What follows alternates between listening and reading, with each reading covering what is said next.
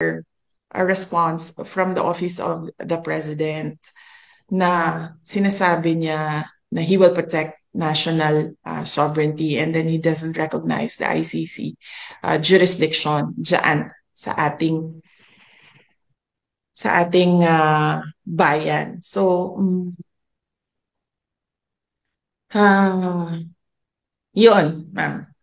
So do you believe on the reasoning of the president that he's just honoring the the agreement with the Interpol, or it's just like a lame excuse to surrender the former president to the ICC?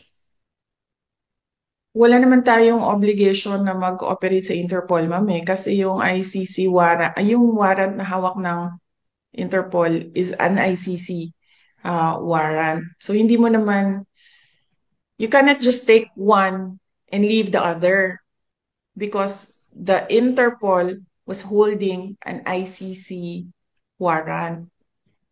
So naturally,